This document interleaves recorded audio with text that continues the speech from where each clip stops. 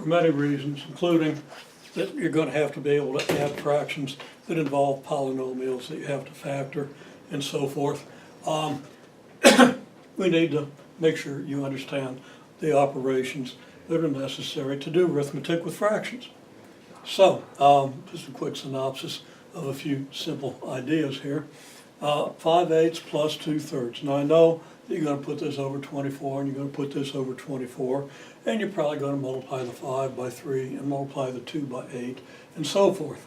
And that's great. That's really what you do, but that doesn't help you a lot when you get to having to do this symbolically and do it with polynomials, the way we're going to have to do eventually in this course.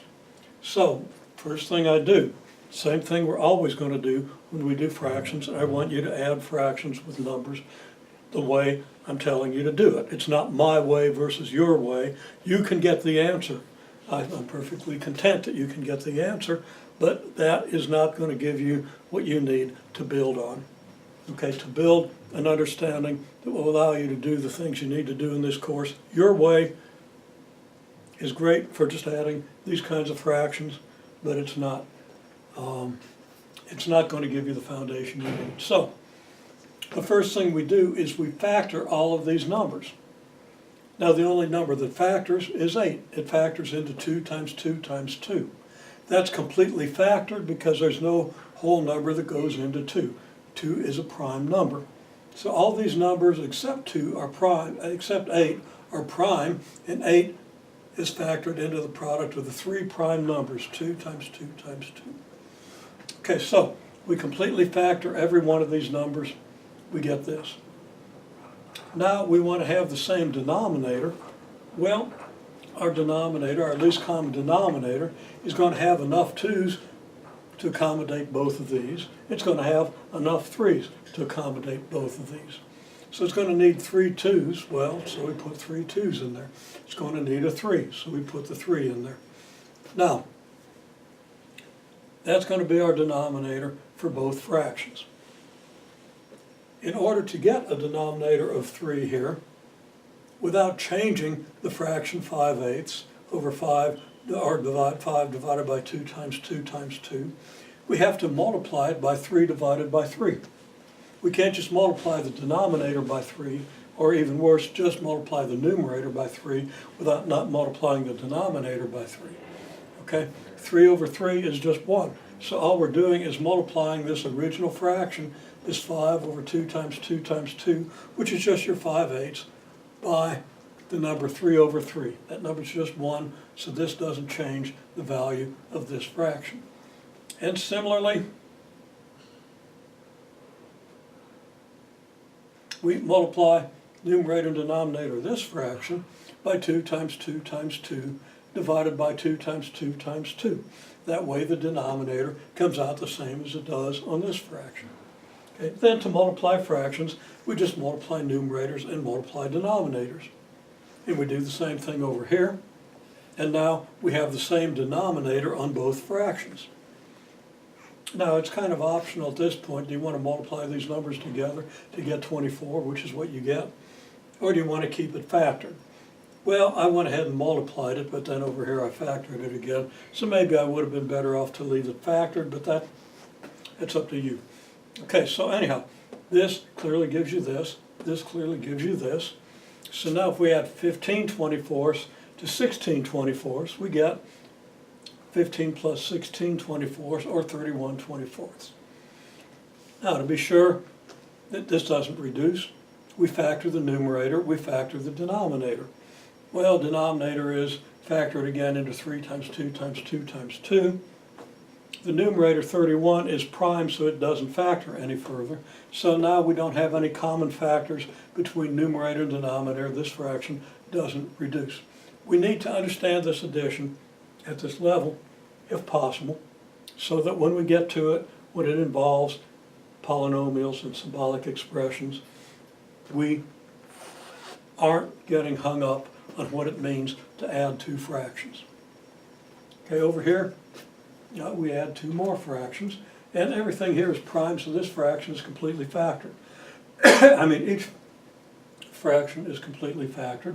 So we simply multiply, our common denominator is going to be 11 times 5. We simply multiply numerator and denominator here by 5, so the denominator is 11 times 5. And we multiply the numerator and denominator 3/5 by 11 over 11. We multiply the fraction 3/5 by 11 over 11. So again, the denominator comes out the same as it does here. So we get 7 times 5 over 11 times 5, and 3 times 11 over 5 times 11. So that's 35 over 11 times 5, and 33 over 11 times 5. So we have 35 over 55 plus 33 over 55, 68 over 55. Now we factor the 68. That factors into 2 times 2 times 17, and 55 factors into 11 times 5. So this is reduced, and that's our result. Multiplying two fractions, very simple. We multiply the numerators, we multiply the denominators. We've already done this in the process of adding the fractions. So that's very easy. Dividing a fraction by a fraction, the dividend, the fraction we're dividing by, gets turned upside down. We take its reciprocal and multiply. So 7 over 11 divided by 3/5 is 7 over 11 times 5/3. And that multiplies out as you would expect.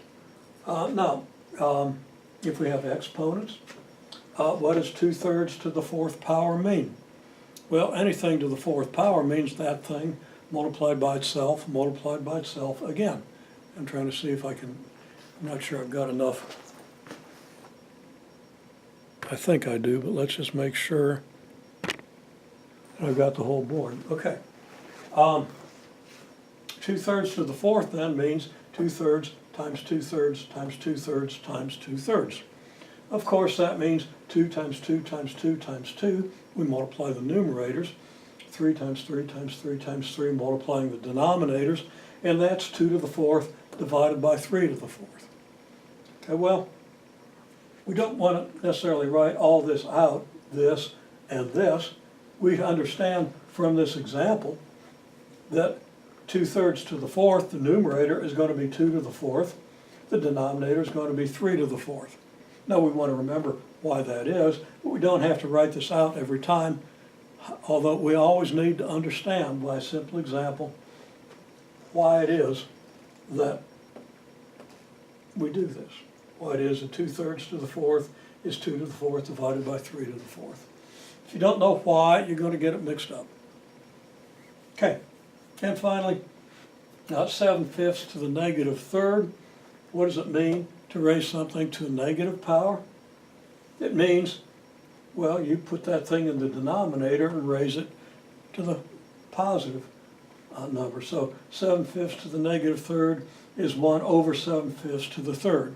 I could state that more clearly, but I'd have to use terminology that might be more confusing than the example. Should be clear from the example what you do. You take the negative 3 and you make it 3, but you put the number in the denominator, the reciprocal of whatever number is to the negative 3. And then the reciprocal of 7/5 thirds is, well, the reciprocal of 7/5 is 5/7, so that's 5/7 to the 3rd, which is 5 to the 3rd over 7 to the 3rd, and we complete it. We need to understand these things in order to make the tables of the functions that we base this entire pre-calculus course on. So we start with fractions, and we're going to build into things that are much more complex.